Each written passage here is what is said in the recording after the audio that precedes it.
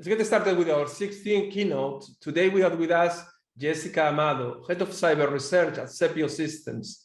She will be talking about challenges in enforcing hardware security for IIoT and IoMT. Please feel free to post any questions you may have, and we will do our best to answer them before the session ends. You can also reach out to Sepio Systems by going to the company booth for text, voice, or video chat with the booth manager. Okay, so welcome aboard, Jessica. So we are very excited about this keynote covering topic challenges in enforcing hardware security for industrial IoT and Internet of Medical Things. So please go ahead. I mean, share your screen, and once you are fully ready and we test everything, I'm gonna let me mute my mic and close my camera. Hold on a minute. No worries. Can you see my screen? I can see your screen right now. Yeah.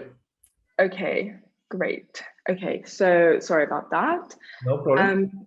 So I'm Jessie. I am the head of cyber research at Sepio Systems.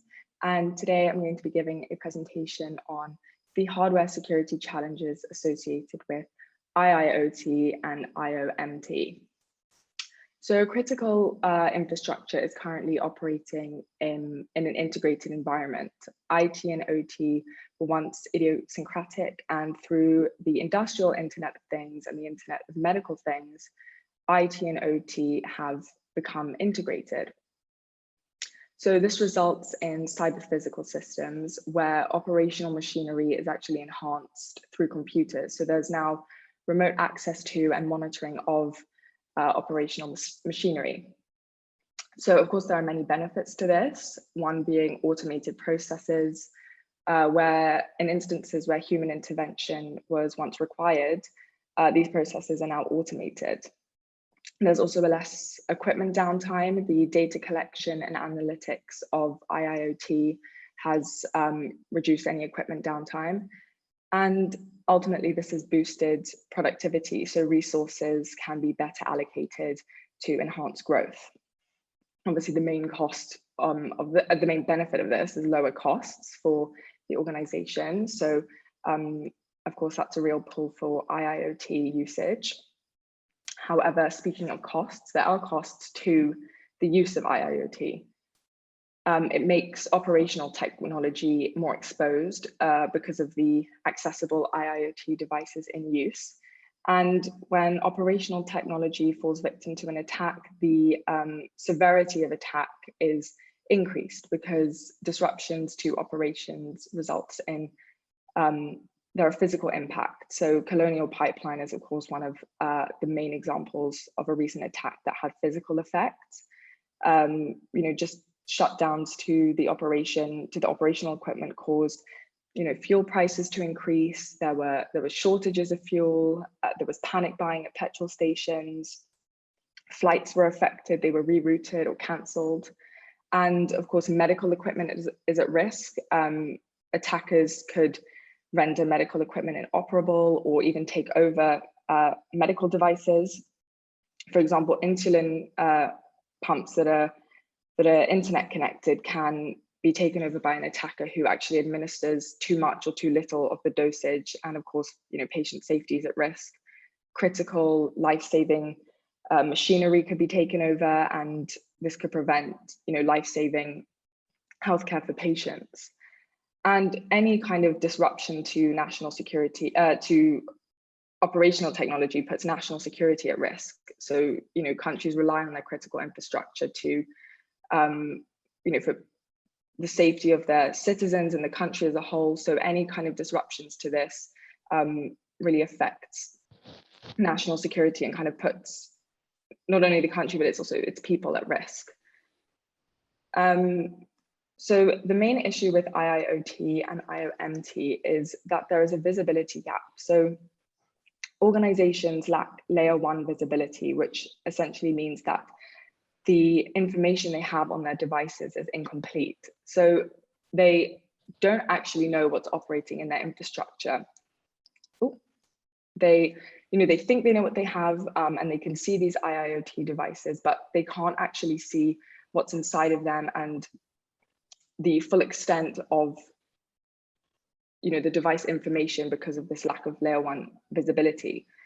So ultimately, there is a lack of control because organizations aren't enforcing the relevant security measures that they need, because they can't see all of the risks, because they can't actually see the entire device information. So they're kind of applying security measures that are relevant for the risks they can see, but not the ones that they can't. And poor management of IIoT is a risk because of the threat of hardware-based attacks. So devices can be vulnerable themselves. IIoTs often use known to be vulnerable devices. This screenshot is a list of Raspberry Pis that we found in one of our healthcare organization clients. We actually found hundreds more. And these were Raspberry Pis that were operating IOMTs, and the organization they weren't aware of this, and they obviously were not aware of the risk that these devices were posing. So they weren't segmented effectively, and the organization didn't even know the risk that these devices were posing to not only the organization, but patient safety. So there's also the risk of rogue devices. These go undetected as well. They operate on layer 1, and of course, without layer 1 visibility, these rogue devices allow attackers to kind of slip under the radar of existing security solutions like NAC, EDS, IoT security, and of course, even zero trust isn't effective to protect against these devices. Human prevention is also kind of ineffective. These devices look very unsuspecting and inconspicuous to the human eye. So it's almost impossible for an employee to kind of detect the device as rogue, because they're either disguised or hidden inside legitimate looking devices. So again, there's the risk of the lack of control. These organizations can't see basically what's operating within their infrastructure, and essentially there's nothing protecting them from these devices once they're inside, and they can carry out very malicious attacks. They can inject ransomware, conduct data breaches, APT attacks, man in the middle, and IIoT and IoMT pose, there are a lot of vulnerabilities within these devices that enable these kind of attacks. So first of all, the use of IIoT means that there are more entry points. Every device acts as an entry point, and there are millions of connected devices in use, meaning there are basically millions of entry points into the organization. Like I said, the device itself could already be vulnerable. NASA JPL actually suffered an attack where one of its Raspberry Pis that they were using was used by a malicious actor to exfiltrate around 500 megabytes of data, of sensitive data. But alternatively, the device can actually be used as a point of infiltration. So in the very interconnected environment, it allows for lateral movement. So an attack can actually permeate throughout the network. So more and more devices are at risk, not just the initial device that gets accessed by an attacker. The IIoT itself can be target of attack, but it can also be used kind of as a gateway into the network, where more devices can basically fall victim to an attack, and more critical equipment can be shut down and affected by an attack. Similarly, non-critical devices can be used as an entry point because of interconnectivity and lack of proper segmentation. A non-critical device can actually provide an attacker with access to a critical medical device. And often the non-critical devices are much more accessible. So they are a much easier entry point, but every single device on that network is at the same level of risk. And research actually by Forescout found that hospital networks, although they were segmented, they weren't done so effectively or kind of rationally. So they had in the same network segment infusion pumps, connected infusion pumps, as well as laptops and tablets and smartphones. So basically with IIoT and the interconnectivity, attackers kind of only need to find the most accessible device, and this basically opens up the entire network to an attack. And as I mentioned, there's lots of devices to choose from. to choose from. Many are highly accessible, and of course with remote work, accessibility is only increasing, and it's exposing the organization even more.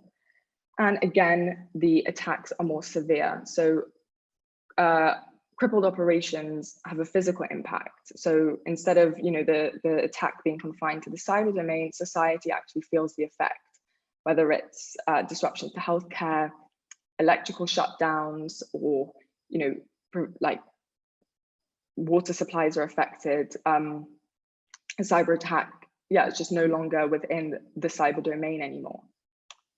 So essentially, IIoT and IoMT is making critical infrastructure much more exposed target, and it's now much easier to kind of cause physical damage to a society. And so whether it's manipulating water supplies or affecting healthcare operations and causing blackouts,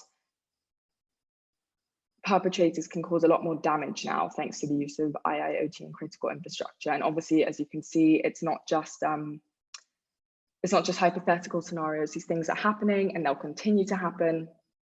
Attackers can see the value in carrying out these attacks because of how destructive they are to the victim, not just entity, but basically the entire country.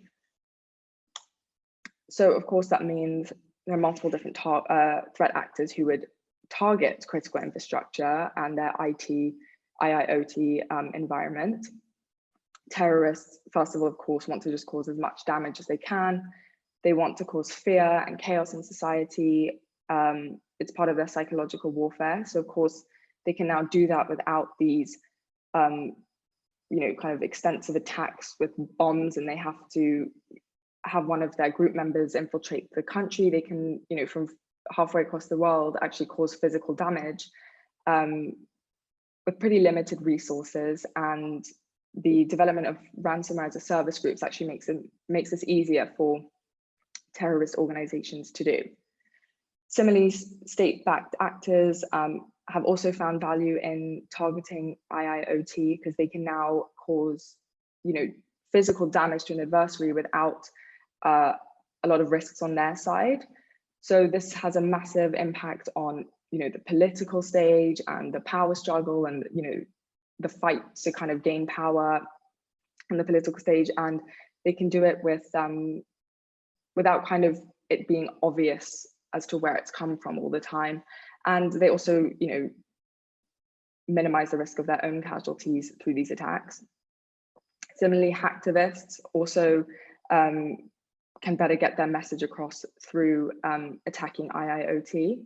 Instead of, where they once would maybe stand outside an organization with a big sign to protest a message or, make a statement that probably wouldn't really get many people's attention, they, are obviously getting noticed if they're going to shut down healthcare systems or, water supplies. They can much more easily kind of get their message across and make their statement and get the attention of, the public and the intended target, of course. So critical infrastructure obviously cannot afford these attacks. Society relies on the continuous functioning of critical infrastructure, and any disruptions, as I said, harms national security. So of course, critical infrastructure needs complete visibility because at the moment, they have essentially no control over their devices, but they think they do. And this incomplete information is leaving critical infrastructure extremely exposed, and it's effectively inviting attacks in, and the disaster is much more significant as the physical world is at risk. It's no longer just a risk to IT systems, but now society and the tangible physical world is feeling the effects of these attacks. So Sepio Systems hardware access control solution offers this necessary layer 1 visibility. HackOne offers organizations with complete visibility by detecting and identifying all devices operating on the USB and network interfaces. All IT, OT, and IoT devices, whether they're managed or unmanaged, get detected. The solution uses physical layer hardware fingerprinting and machine learning to analyze device behavior by calculating a digital fingerprint of all devices from the electrical characteristics. Additionally, through hardware access control capabilities, organizations can gain control over their devices. So the solution recommends on best practice policy and allows the administrator to define a set of hardware access control rules for the system to enforce. And these rules are obviously comprehensively enforced, and they're effective because of this visibility that allows, complete insight into all the assets and the infrastructure. This also helps existing security solutions. They're put to better use. There's no more bypassing NAC or IoT security. And as a result, organizations benefit from zero trust hardware access. And then ultimately, to fight against the threat of rogue devices, HackOne has a rogue device mitigation capability where any device that breaches a preset policy, the solution will automatically trigger an alert and block the device. And this capability is supported by the solution's built-in threat intelligence database for known to be vulnerable devices. So by comparing a device's digital fingerprint against no malicious devices, the solution actually can block all malicious assets as well as vulnerable devices. So like I said, if an IOMT itself, it's not rogue, but the Raspberry Pi within the side is vulnerable, with this capability, the appropriate risk level is kind of allocated to that device, and then obviously the relevant segmentation efforts can be enforced. So again, this kind of stops vulnerable devices from exasperating the risk, but it also stops malicious devices from attempting to bypass security measures like zero trust.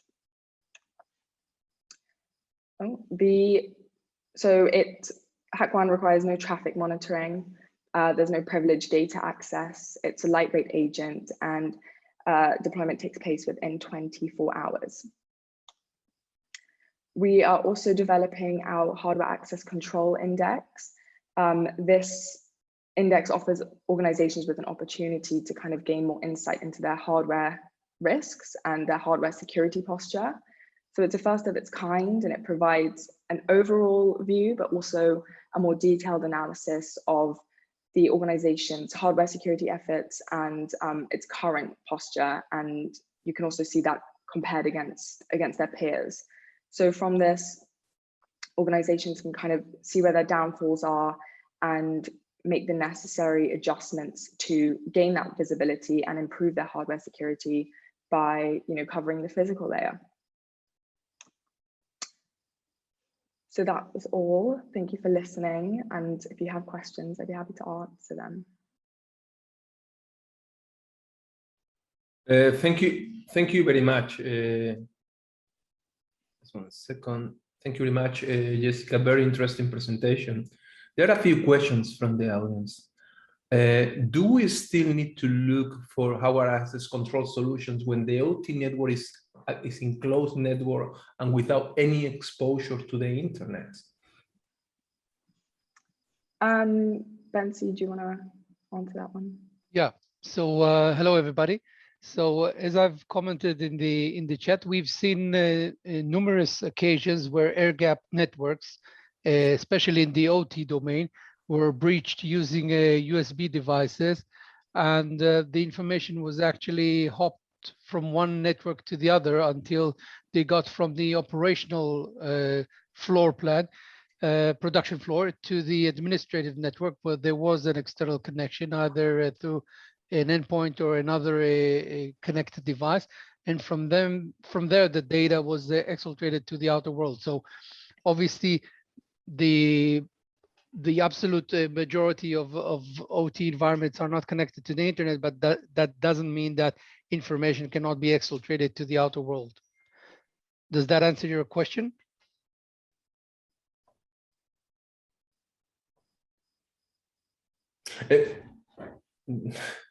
Let's assume that the answer. Okay. So we have an answer from the attendee that say yes. I have a question for you, Jessica and Bensi. Could you guide us through how does a typical implementation of the Sepio solution looks like in terms of, what is the deployment methodology, different phases, major challenges that you face in an implementation when you work with customers, timelines Yes, so I'll answer that. Actually, the deployment phase is quite easy due to the one of the main facts of our implementation is that it doesn't require traffic monitoring. As our solution doesn't look into the traffic, that means that we don't need to have a kind of a port mirroring and see all the traffic. So there's no privacy issues. The algorithm itself is based on hardware metadata only, so there's no privacy issues as well. And the coolest thing about it is it doesn't require a baseline or a training period. So that means that even if the implant or the spoof device was already in place before our solution was deployed, we will still be able to pick that up. Now, a typical implementation will start out with, if it's an on-prem solution, by us providing an OVF setup for the customer to set up their own local machine. The only requirement is to have SSH access to the read-only SSH access to the networking equipment, whether these are switches or wireless controllers or other networking equipment. We pull all the file layer from the networking equipment, and using our algorithm, which is a combination of physical layer fingerprinting and machine learning capabilities, we can detect all the assets that are connected, even if they are MAC-less devices like unmanaged switch hubs or network taps. Does that answer your question? Yeah, absolutely, absolutely. I have another question. What happens what we see in medical environments is that there are a lot of legacy devices, like X-ray device and many others using legacy protocols. So how do you deal with those devices? I assume that they need to be connected to IP networks, because the data link, the level 2 OC protocols are going to be legacy, right? Yeah. So actually, it's an excellent question. And again, due to the fact that we do not look into the traffic, I'm actually completely agnostic to the protocol that is being used. Okay. And for that reason, I'm not even concerned if it's an OT environment or an IT environment, because it doesn't matter on the physical layer. If it's a network cable carrying a SCADA protocol to a PLC S7 controller, or if it's a network cable connected to a legacy oxygen generator or an MRI machine, what we verify is that we verify first that there aren't any implants or man-in-the-middle attack tools on that specific port, and that the device that says it's something, it is what it says it is. So if it says that it's an S7 controller, then we'll verify that it's an S7 controller. Okay, that's wonderful, because analyzing the data streams could exponentially make the project extremely complex. I mean, I remember a discussion with the CISO of Mount Sinai in New York, told us that analyzing the data streams, understanding the data streams of all those legacy devices took him 3 years. Yeah, that's actually the timelines that we are aware of with regards, for example, to other solutions. And for NAC deployments, usually it is a project, and the privacy issues that are related to that, and the difficulty of deploying all those traffic feeds to the sensors or to the application is something that we see customers struggling with. So that's why we guarantee to our customers that within 24 hours we'll be able to have everything up and running, even in large-scale enterprises. So would it be fair to say that two key differentiators of the Sepio solution is that, first of all, you are not going to jump into privacy problems, Second, you are going to be able to onboard technology without going through the pain of fully understanding protocols that probably you have nobody in the organization who really understands them anymore. Correct, and on top of that, obviously everything is based on our patented a technology of physical layer fingerprinting. The fact that we can go down to the physical layer, we do not rely on the on the MAC address of the device to determine its true characteristics or traffic, which can be easily spoofed.